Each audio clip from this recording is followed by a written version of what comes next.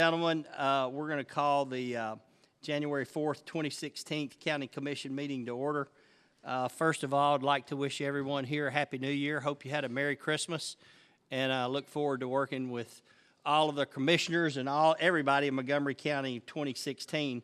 Our first item on the agenda that has any business will be a presentation by Mr. Phil Harpel regarding United Way. Phil? I don't think you're a stranger to these chambers, so I think you know where to go.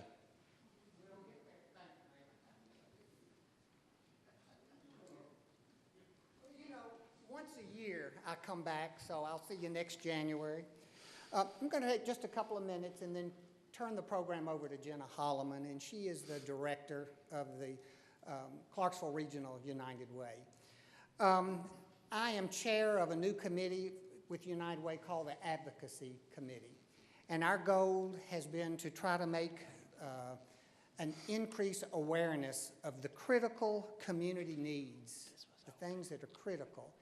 And with a partnership with Austin Peay, and Jenna will introduce one of the two doctors that was over the students that put together this assessment. An assessment has been produced. It's been an ongoing year-long assessment. But it really hones in on some things that I hadn't thought about as a lifelong citizen of Montgomery County. But yet when we look at our partners at United Way, they address so many of these needs. And as the numbers grow, the more that they need. But over here in this illustrious gallery right here, stand up, you that are on United Way or the Advocacy Committee, stand up.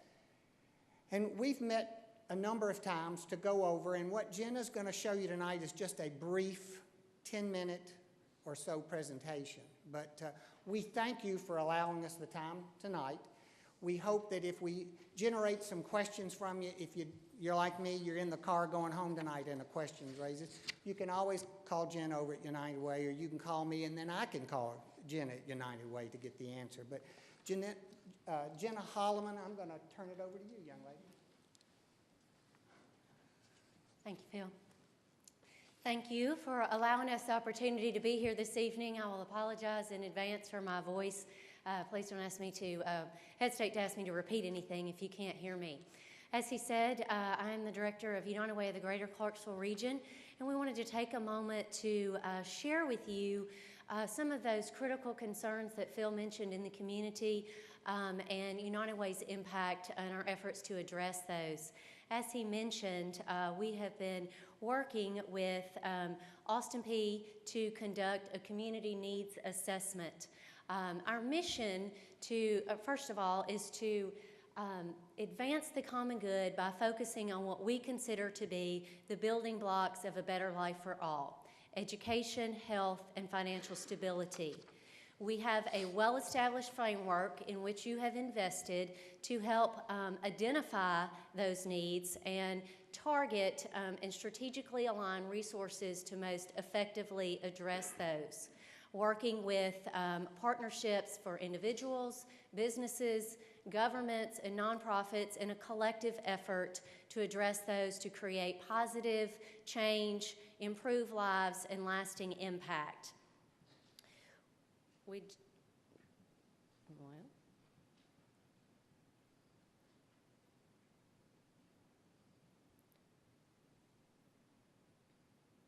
Technical difficulties.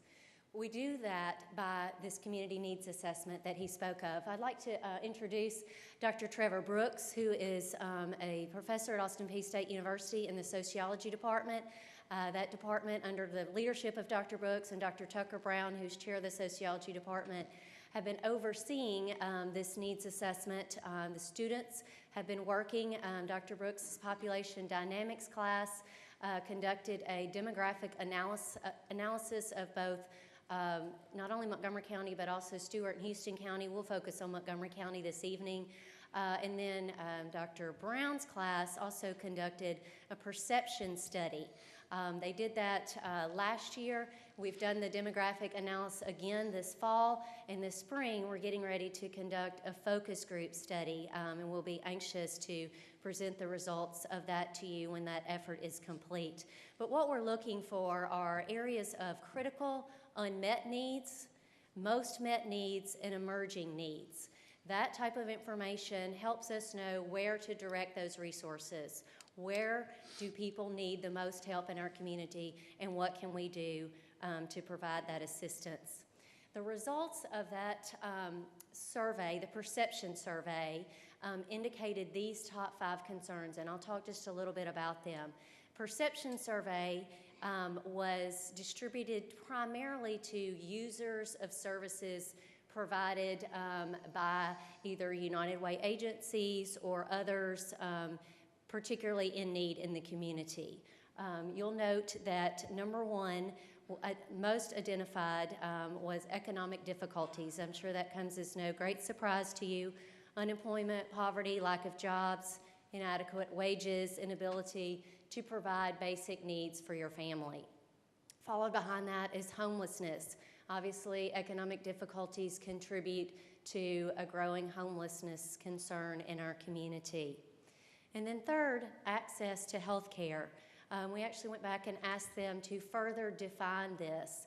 Access to health care can mean a number of things, whether that's inadequate money to pay for medical visits, whether it's physical access, being able to transport yourself or your family to medical services that are provided locally and within a reasonable distance, having medication or being able to pay for medication or insurance, and then the frequent stress or anxiety that is not only associated with obtaining access to health care, but associated with the other stressors such as economic difficulties in providing for one's family. Crime was listed as number 4, primarily domestic violence, gang activity, drug abuse, identified as both a social and a health concern. Remember, this is reported by those that are in need as they perceive to be the greatest concern. And then education and child care. Montgomery County is very fortunate to have an excellent educational system with a very high graduation rate, but primarily the concern here was access to affordable child care and bullying. That was predominantly prevalent in this second round this fall, with single mothers particularly finding it difficult to pay for child care, which prevents them from being able to fulfill occupational and educational achievements. The demographic trends associated with this, you'll notice, by the way, that you have some information in front of you. This is just kind of a snapshot of the information presented to you this evening. If you flip over to the back, you'll see some data charts provided to you as well. I know your time is limited, so we won't go into all of that information. But please don't hesitate to ask if you have any questions. This just kind of summarizes that information. But first and foremost, as you know, Montgomery County is ranked as the fastest growing community in the state, the youngest population in the state, one of the fastest growing communities in the U.S. We had a staggering 36.2% increase, which is 3 times the national growth rate, and compared to a state average of 14.7. A lot of that is attributed to the military. The military tend to marry very young. Leaf Chronicle actually had a phenomenal article recently about the factors affecting military who are marrying young and the effects that have on our community and on their lives in particular. Coupled with that, Montgomery County has a high rate of fertility. 75 births per 1,000 compared to a state average of 62 per 1,000. High fertility rates can also make it very difficult to fulfill those educational and occupational aspirations due to the time and expense in rearing a child. We also have a very high single-parent household rate, again associated with higher poverty rates, poor quality of health. Of single-parent households in the U.S., 83% were single mother-led in 2013. When you look across the state, women have endured a sizable increase in poverty rates from 2000 to 2010, which is when census data is captured every 10 years. rising from 13.1% in 2000 to 19% in 2010. In 2000, you'll notice on that chart, 33.6% of single mother households were below the poverty line in Montgomery County. In 2013, that rose to 43.8%. Single mothers are more than twice as likely as the average female to live in poverty in Montgomery County or in Tennessee. So these are some staggering statistics that United Way partner agencies are working to combat. All of that contributes to more than 24%, that's nearly a quarter of the population of children under the ages of 18 in Montgomery County living in poverty in our county. The children that are affected by poverty, as you know, this affects all those education elements, education, health, and financial stability. When one of those spokes is missing, it's very difficult. If you're hungry, it's very difficult to succeed in school.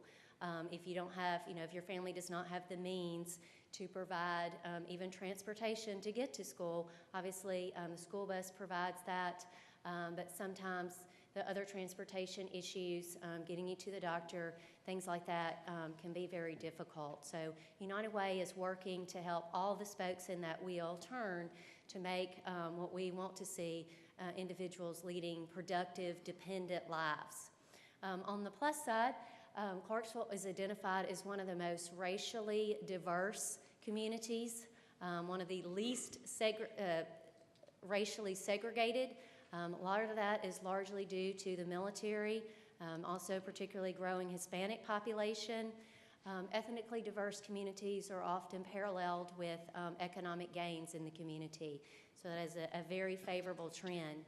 And then also, as we know, we've had a considerable rise in the veteran population, rising 27% in the last 10 years, or at least from 2000 to 2010, which allows and requires our community to provide additional services for support for issues such as PTSD, domestic violence, post-military employment, and the skills required to maintain that. Does anybody have any questions so far about this information?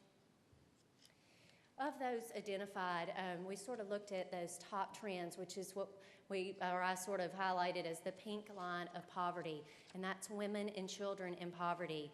As you can see on this is a national, these are national statistics, but they parallel with our community. Single mother households have twice the poverty rates of single father with children in families, and you can see that as compared to a married couple with children. And the median income, $35,000 for single mother, $67,000 for married couple with children, and $50,000 for single father with children. So United Way takes all of this information and we direct resources to partner agency programs that can help address these needs. We do so, as I mentioned, through education by developing cradle-to-career initiatives that provide a firm education foundation at an early age and continue that learning through adulthood, building healthier, more resilient communities, encouraging healthy behaviors, maximizing independence, and preventing domestic violence. And then obviously financial stability, giving people the tools they need to get on solid financial ground and provide independently for themselves and their families. I'll show you just a little bit, bit by bit, of some of the impact that your investment and others have helped create throughout the year. Last year, over 71,484 books were distributed to children through the Imagination Library program. This program provides free books to any child ages birth through 5 years of age. I know you all are well familiar with this program. We're very honored to be able to support that and create that early love of learning. 269 adult learners participating in the Adult Literacy Council.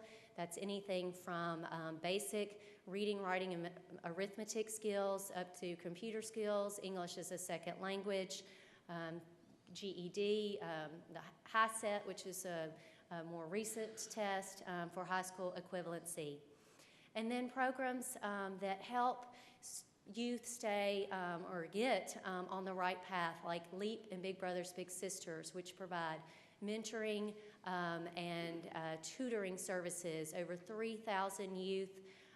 We were very fortunate last year to be able to bring on LEAP as a new partner program, and then have been partners with Big Brothers Big Sisters, Boy Scouts and Girl Scouts, among others, for several years. And then the Head Start program, which is a preschool program that provides academic enrichment and very, very early learning free. Over 56% of the students live in households of less than $10,000 in income that are served by this Head Start program through the Community Action Agency. In the health spectrum, and you'll see also in your brochure a list of all of the United Way partner programs that are addressing these concerns. This is just a highlight, just a few bullet points. Over 130,000 hot meals delivered through the Meals on Wheels program. This is a phenomenal program that not only does it provide a hot, nutritious meal delivered to a senior citizen's home who is unable to provide for themselves every day, but it also provides that warm smile, someone to check on them. That's what they're really looking forward to each day. It makes a world of difference if you think about your own family, and you would want to be able to provide that service for your loved one. They've actually partnered with Hills Pet Food to be able to also provide pet food for the senior citizens in this program, because so much research has shown what a benefit the pet provides to senior health. Loneliness and depression is the #1 contributing factor for a decline in senior health, and so that program is helping to prevent and combat that as well. Last year, United Way brought back on, they reopened their doors, Sexual Assault Center. We were able to re-partner with them, as well as the Safe House, which is a domestic violence shelter for women and children who are victims of domestic abuse. Like I said, this is just a snapshot. Health can range from any spectrum. Progressive Directions, providing services for those with mental and physical disabilities from the very early age. Nurses for Newborns, which provides free nurses that go into the homes of babies born at risk. Tennessee is the 8th worst state in infant mortality. Programs like that are seeking to reduce that number and ensure that infants are thriving and surviving past their 2nd year of age. Financial stability, over 32,000 individuals and families received assistance with basic living needs. This can be food, shelter, clothing, medical assistance, transportation, helping to combat, like I said, that 24% of children living in poverty. Again, just some highlights, just a very general information. We wanted you to be able to see the investment that you are making in our community by investing through United Way, to thank you for the confidence that you have provided, and to share with you a little bit more about the framework and how United Way helps determine those critical needs and address those effectively. Anybody have any questions for me or our guests? Commissioner Vallejos? Thank you for your presentation. Thank you for what you do for the community. I know you mentioned a lot of numbers, a lot of stuff, but I know us as a county, we give continually to the Meals on Wheels. So are you separately giving, or is that part of what we give? Because I know we give separately, which is not part of them. Well, this year, all of our nonprofit contributions went to United Way. Yeah, but Meals on Wheels wasn't on that contribution. Well, it went directly to United Way. We didn't give to any of the particular agencies. All of it went directly to United But I thought Way. Meals on Wheels was a federal mandate, which was totally different from the... I don't think we...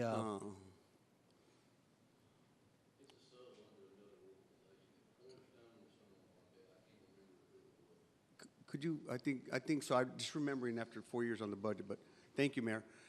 So could you, now I know the county gave you the allotment of funding. Can you tell us how the disbursement of the funds went? Yes, thank you.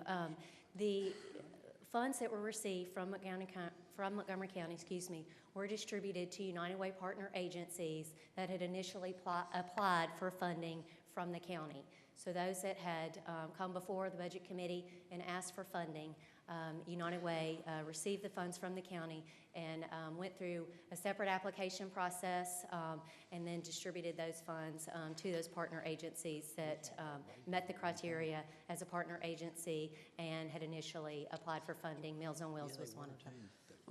Okay, and another question. I know that when they apply to go through you, they got to make sure they've had a proper audit system. Did you maintain that same standard of having an audit conducted by organizations? Yes, sir. United Way partner agencies, for your benefit, those that apply for funding from United Way are required to comply with varying levels of financial requirements depending on their level of revenue. The highest of those is a certified independent financial audit, a certified independent audit. Meals on Wheels obviously would fall into that category because of their level of revenue. For the agencies that received funding, they were also required to adhere to those requirements. They were United Way partner agencies already, so they did meet those eligibility requirements, but that was part of the application process as well. Thank you so much. Thank you. Any other questions? Thank you, Commissioner. Oh, wait, Commissioner Harper? I don't think I'm on, but that's fine. Are you going to send us a split of actually the agencies, what the different committees actually received? We can, if you'd like. Yeah, Sure. if you could send that to us on email, that'd be great. Absolutely. I think you gave that to us. We did Yeah, initially. yeah. But we can provide it again. And if you'd like. I thought we may have distributed it, but I don't think we must not have, if you don't recall seeing it. But we'll get it to you. Okay. Yeah. You could have sent it to us. Commissioner Vallejos, I think Mid-Cumberland had several agencies. They had a senior assistant program. They had Meals on Wheels, and they actually came to the Budget Committee, and some of you Budget Committee members can help me through this process. But as we went through the nonprofits, which we revisited several times, it was finally a motion that was made, and we would give 100% of our nonprofit contribution to United Way. And part of that was, as Ms. Holloman just answered, the vetting process that they have compared to what we had as a budget committee. Thank you, Mayor. Now, so in response to that, did we maintain it at the 51,000? I think 51 or 53,000 level. No, So you brought it down. we gave a lump sum No, I to understand United that, Way, but- Okay, so we gave the lump sum because I know. and United Way distributed that lump sum. Okay, thank you. Mr. Riggins?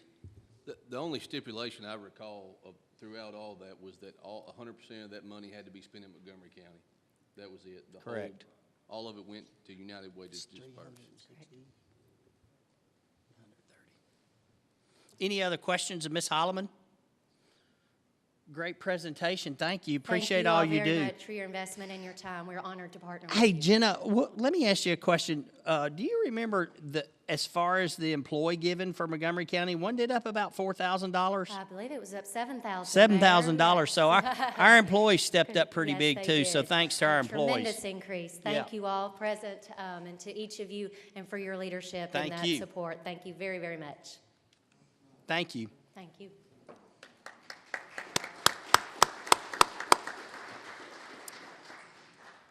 All right.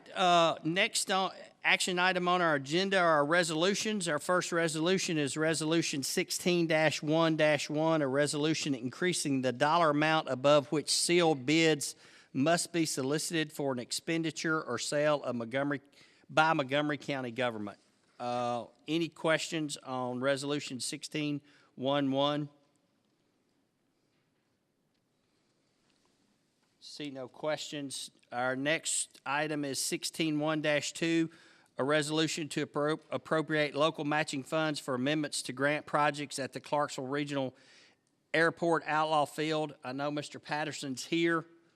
This was approved by the Budget Committee. Anybody have any questions of Mr. Patterson regarding this? No. Yeah, What was there matching funds on this? Yeah, this is a 95 grant, 95% grant, 5% local match, which is split between the city and county. So our portion is 2.5, and I think that that 5% match is 11,906. Is that right, John? So our portion is 5,953. Well, sounds good. Cheaper the better. Any other questions? All right, Resolution 16-1-3 is a resolution reappointing the E91 Board pursuant to TCA 7-86-105. Any questions regarding 16-1-3? And 16-1-4 is a resolution authorizing the county mayor to utilize county facilities for emergency shelters. And this is just in case of a extreme weather event or something. The actual facilities are listed in the county attorney last year when we tried to do some warming shelters. We ran into a little bit of difficulty in the county attorney. It was in his wisdom that we passed this resolution that would give the mayor the authorization to do that. And I think it even goes on to say in the resolution that if we do exercise it, the authority to open them, we report that to the county commission at the next regular commission meeting. Any questions about 614? All right, on to our reports. I know Commissioner Keene had a nominating committee meeting this afternoon. I know you have several, so I don't forget it. I know you're stepping off that committee. You've been chair, and I want to thank you for your service. You run a pretty tight ship up there. Thank you. So I'll give the floor to you, Mr. Keene. Thank you, Mayor. We did have quite a few this month. The Agricultural Extension Committee is a 2-year term, maximum of 6 years. Commissioner Mark Riggins was nominated to serve another 2-year term to expire January of 2018. Mary Frances Daugherty was nominated to serve another 2-year term to expire January of 2018. And Commissioner Ed Baggett nominated to serve another 2-year term to expire January of 2018. Danny Green was nominated to replace Robin Sly for a 2-year term to expire January of 2018. And that took care of the Agricultural Committee nominations. The Health Board has been postponed until next month. And then Jail and Juvenile Committee is a 2-year term, a maximum of 6 years. Commissioner Martha Brockman was nominated to serve another 2-year term to expire January of 2018. And Tommy Vallejos was nominated to replace Commissioner Robert Gibbs for a 2-year term to expire January of 2018. And then the Museum Board, 3-year term, maximum of 6 years. Dr. Jennifer Johnston was nominated to replace Jill Crow for a 3-year term to expire January of 2019. Mr. Tommy Bates was nominated to replace Garnet Ladd III for a 3-year term to expire January of 2019. Katie Gamble, excuse me. Katie Gamble was nominated to fill the unexpired term of Ted Purdom, and that term is to expire January of 2018. Suzanne Langford was nominated to serve another 3-year term to expire January of 2019. And then on the nominating committee, 2-year term, maximum of 4 years. Jerry Albert was nominated to replace Commissioner Keene for a 2-year term to expire January of 2018. And that selection had to come from Commission Districts 1, 2, 3, and 20. Commissioner Mark Riggins has been filling an unexpired term and is now eligible to fill his first full 2-year term to expire January of 2018. Commissioner John Janis nominated to serve another 2-year term to expire January of 2018. And Commissioner Robert Gibbs has been filling an unexpired term and is now eligible to serve his first full 2-year term to expire January of 2018. The School Liaison Committee is a 2-year term, maximum of 4 years. Charles Keene was nominated to replace Commissioner John Gannon for a 2-year term to expire January of 2018, and that was from Districts 1, 2, 3, and 20. And then Arnold Hodges was nominated to replace Commissioner Joe Creek for a 2-year term to expire January of 2018, and that was from Districts 4, 6, 11, and 15. Commissioner Robert Gibbs is nominated to serve another 2-year term to expire January of 2018, and Wallace Redd was nominated to replace Commissioner Tommy Vallejos for a 2-year term to expire January of 2018, and that was from Commission Districts 12, 13, 14, and 16. And I believe that's all we had from the nominating committee today, Mayor. Thank you. Thank you, Commissioner Keene. Under the county mayor nominations, Animal Control, Commissioner Brandon Butts is nominated to serve his second 2-year term expiring 2018. Dr. Leslie Burchett, a veterinarian, is nominated to replace Dr. Ben Howard for a 2-year term to expire January 2018. Mike Oliver with the Montgomery County Sheriff's Office is nominated to serve another 2-year term to expire 2018. And John Rudolph is nominated to replace Leslie Heimbach, at-large member, for a 2-year term to expire January 2018. Under Purchasing Committee, their 1-year terms, a maximum of 4. Commissioner Gannon's nominated to serve another 1-year term expiring January of 17. Commissioner Riccone nominated to serve another 1-year term to expire January 2017. Commissioner Gildersleeve is nominated to serve another 1-year term to expire January 2017. And Commissioner Tooley is nominated to serve another 1-year term to expire January 2017. Under the Regional Planning Commission, Mr. Russell Atkins, who is a county rep, is nominated to serve another 4-year term to expire January 2020. Under the county mayor appointments, the Budget Committee, Commissioner Gannon reappointed to serve his second 1-year term expiring 2017. Commissioner Riggins reappointed to serve his second 1-year term to expire January 2017. Commissioner Harper reappointed to serve his second 1-year term to expire January 2017. And Commissioner Riccone reappointed to serve his second 1-year term to expire January 2017. E911, we mentioned this as a resolution, but these are staggered terms, and I'll just read them out. I think they're in your resolution as well. Elizabeth Henley appointed to serve a 2-year term to expire January 2018. Gino Grubbs appointed to serve a 2-year term to expire January 2018. Sheriff John Fuson appointed to serve a 3-year term to expire January 2019. Chief Al Ainsley appointed to serve a 3-year term to expire January 2019. Chief Jimmy Edwards appointed to serve a 3-year term to expire January 2019. Commissioner David Harper appointed to serve a 4-year term to expire January 2020. Deputy Chief John Smith appointed to serve a 4-year term to expire January 2020. Jimmy Winters appointed to serve a 4-year term to expire January 2020, and Brittany Campbell appointed to serve a 4-year term to expire January 2020. And lastly is the Museum Board. It's a 1-year term. Commissioner Charlie Keene appointed to serve another 1-year term as an ex officio member, term to expire January 2017. Under the Residential Development Commission, Commissioner Redd has been filling an unexpired term and is now eligible to be appointed to serve his first full-year term, expiring January 2018. Commissioner Mark Riggins appointed to replace Commissioner Ed Baggett for a 2-year term to expire January 2018.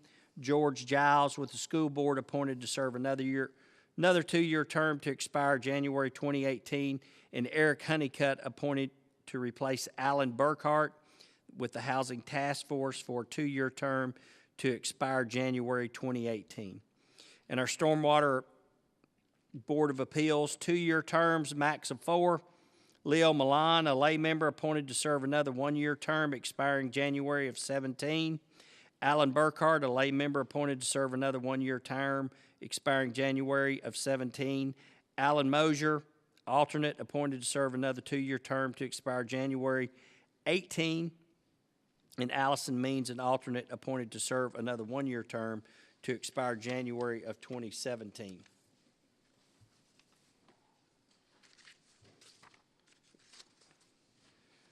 You'll see in your agenda the reports that have been filed.